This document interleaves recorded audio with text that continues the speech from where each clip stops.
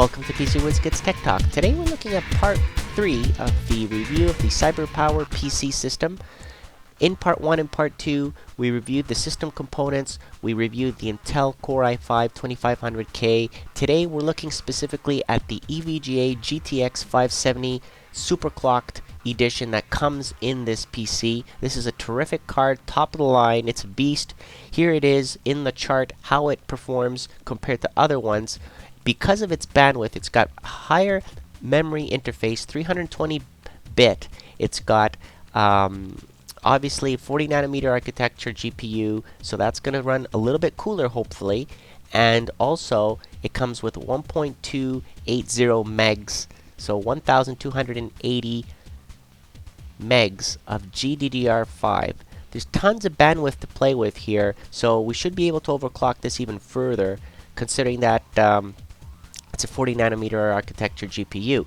Now here are the defaults: GPU clock, memory, and shader. Okay, and like I said, it comes already pre-overclocked, but I went ahead and overclocked it even further after that. Here are the temperatures, as you can see, and they run a little bit high. I mean, 50 degrees Celsius on idle is a teeny bit high, but for a card of this class, it's not high. Okay, so 50 degrees Celsius for a card like this that uses two 6-pin power connectors. It requires a lot of wattage, okay, to get this thing going. Well, basically, this is the test system that's going to keep up and make it run smoothly.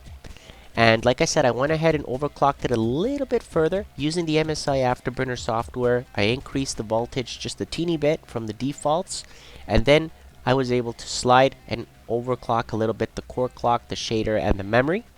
Okay, and of course always increase the fan speed as high as possible, you know, without it being too loud. And those are the results that I got now, okay, at the overclocking the overclocked card.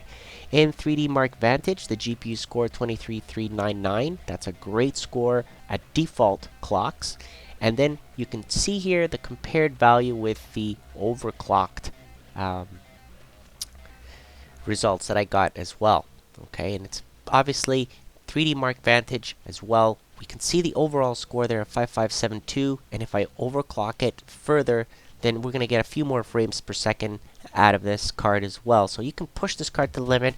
Just keep your eye on the temperature using GPU-Z, increase the fan speed, and then you'll see the performance go up without having to worry too much about the heat. Now, when it comes to tessellation and DirectX 11 benchmarks, here are the settings in Haven 2.1 benchmark utility that I've got, and you can see 56.9 frames per second was the average. Overclocked even further, 61.5. So I gained about 5 frames per second on that one by overclocking it even more. Game benchmarks, here is Batman Arkham Asylum using high settings, of course, and very smooth at very high settings. You can see here the frames per second minimum, average, and maximum. And again, I overclocked it even further, and you can see you gain anywhere from 5 to 10 frames per second depending on the game. On some games, you might notice 20, 30 frames per second gain. Depends on the game. Some games it's just 5 to 10 frames per second only with the amount of overclocking that I did additional. You can see here in Crisis Warhead, same deal, right? It's only about 5 frames per second gain on this one on average. Tom Clancy, the Hawks 2, you can see here, definitely there was a little bit of a jump on the maximum frames per second that it could attain, okay, but on average, it was about the same.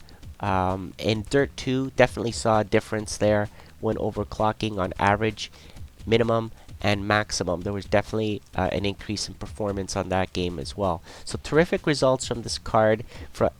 CyberPower did a great choice installing that one in this system. In part 4, we're going to try to overclock the 2500K CPU and see how much we can get out of this CPU. Okay, I hope you enjoyed this video, and thank you for watching.